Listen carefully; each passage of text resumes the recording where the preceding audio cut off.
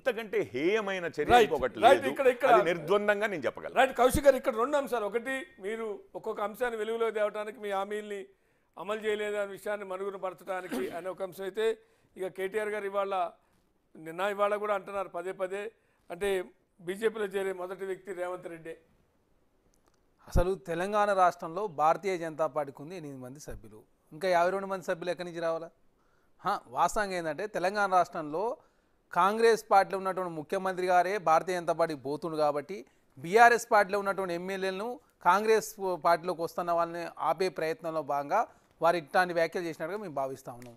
అదే కాకుండా తెలంగాణ రాష్ట్రంలో పెద్ద ఎత్తున ఫోన్ ట్యాపింగ్ జరిగిందని చెప్పేసి ఆధారాలు లభించినాయి. దానిలో భాగంగా అధికారులు ఆల్రెడీ అరెస్ట్ అయ్యారు. 3 శ్రీనివాస్ నాయుడు, అదేవిధంగా మన తిరుపతి అన్న, అదేవిధంగా ప్రణీత్ రావు గారు, అదేవిధంగా ప్రభాకర్ రావు గారు అమెరికాలో ఉన్నప్పుడు వాస్తవంగా ఆనాడు ప్రభుత్వం చెప్పింది కాబట్టి చేసినామని చెప్పి వారే ఒప్పుకుంటా ఉన్నారు. దీని విషయంలో కేసీఆర్ గారు మాట్లాడాలి. కవిత గారు అరెస్ట్ విషయంలో కేసీఆర్ గారు మాట్లాడతలేరు. అదేవిధంగా ఫోన్ ట్యాపింగ్ వ్యవహారంలో కూడా కేసీఆర్ గారు మాట్లాడకుండా ఓన్లీ కేటీఆర్ గారే మాట్లాడుతూ, అంతకుముందు కాళేశ్వరం విషయంలో కూడా ఇదే మాట్లాడి మేము ఏం చేయలేదు, మా తప్పే లేదు, అసలు మేము తప్పే చేయలేదని చెప్పే ప్రయత్నం అప్పుడు చేసినా కూడా డ్యామ్ సేఫ్టీ అథారిటీ అధికారులు కావచ్చు, సెంట్రల్ వాటర్ వర్క్స్ డిపార్ట్మెంట్ వాళ్ళు ఆల్రెడీ రిపోర్ట్ ఇవ్వడం జరిగింది. అదే కాకుండా తెలంగాణ రాష్ట్రంలో పెద్ద ఎత్తున ఫోన్ ట్యాపింగ్ పాల్పడుతూ తెలంగాణ రాష్ట్రంలో ప్రజాస్వామ్యమే లేకుండా చేసే ప్రయత్నంలో భాగంగా ఆనాడు బీఆర్ఎస్ పార్టీ 10 సంవత్సరాల కాలం ముందుకు పోయిందని చెప్పేసి పెద్ద ఎత్తున తెలంగాణ రాష్ట్రంలో చర్చ జరుగుతూ ఉంది.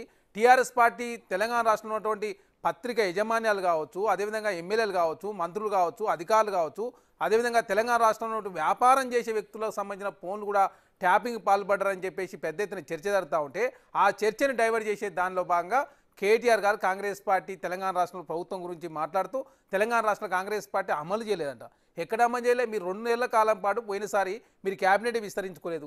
మేము తెలంగాణ రాష్ట్రంలో అధికారులకు వచ్చిన తక్షణమే 4 రోజుల క్యాబినెట్ విస్తరణ చేసుకున్నాం. అదే కాకుండా తెలంగాణ రాష్ట్రంలో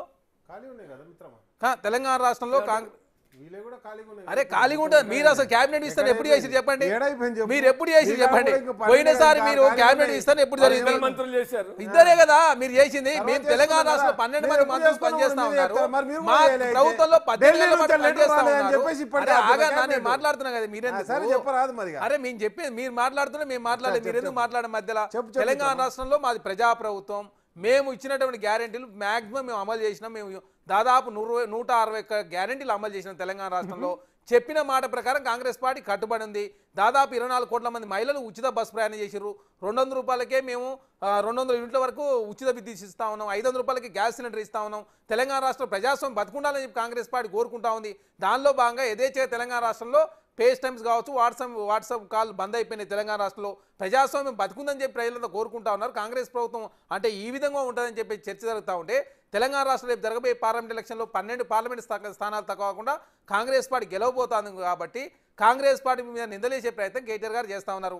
అసలు దీని విషయంలో కేసీఆర్ గారు స్పందించకుండా, అదే కాకుండా వారికి సంబంధించినటువంటి గతంలో వాళ్ళ పార్టీలో ఉన్న వాళ్ళే చెప్తా ఉన్నారు తుమ్మల నాగేశ్వర గారు ఫోన్ ట్యాప్ అయిందని, పొంగులేటి శ్రీనివాసరెడ్డి గారు ఫోన్ ట్యాపింగ్ అయిందని, అదేవిధంగా పోచారం శ్రీనివాసరెడ్డి గారి ఫోను, గుత్త సుఖేందర్ రెడ్డి గారిది, భారతీయ జనతా పార్టీ సంబంధించిన నాయకులందరూ ఫోన్లు ట్యాప్ అయినాయి, కాంగ్రెస్ పార్టీ వాళ్ళ ట్యాప్ అయినాయి చెప్తా ఉంటే దాని మీద కేటీఆర్ గారు మాట్లాడకుండా మా ఎంటిక బీకి అంటే తెలంగాణ రాష్ట్రంలో చట్టాలను అగౌరవపరచురా, లేకపోతే తెలంగాణ రాష్ట్రంలో మేము గతంలో మేము ఉన్నప్పుడు మంచి పాలన అందించని చెప్పే ప్రయత్నం కేటీఆర్ గారు చేస్తా ఉన్నారు. కానీ తెలంగాణ రాష్ట్రంలో ప్రజలు ఎవరు కూడా విశ్వాసంలో తీసుకుంటలేరు. కాంగ్రెస్ పార్టీగా తెలంగాణ రాష్ట్రంలో ఖచ్చితంగా ఈ ఫోన్ ట్యాపింగ్ వ్యవహారంలో కేసీఆర్ గారు ఉన్నా, అదేవిధంగా కేటీఆర్ గారు ఉన్నా, కల్వకుంట్ల ఫ్యామిలీ ఎవరున్నా, అధికారులు ఉన్నా ఖచ్చితంగా చట్టం తన పని తాను చేసుకుంటూ పోతుందని చెప్పేసి ఆల్రెడీ మా అధికారులు ప్రకటించారు. మా ముఖ్యమంత్రి గారు చాలా స్పష్టంగా ప్రకటించారు. తెలంగాణ రాష్ట్రంలో కాంగ్రెస్ పార్టీగా ఖచ్చితంగా ప్రజారంజక పాలన అందిస్తా ఉన్నాం. ఖచ్చితంగా ఫోన్ ట్యాపింగ్ వ్యవహారంలో ఎవరున్నా కూడా బాధ్యులు వదిలిపెట్టారు.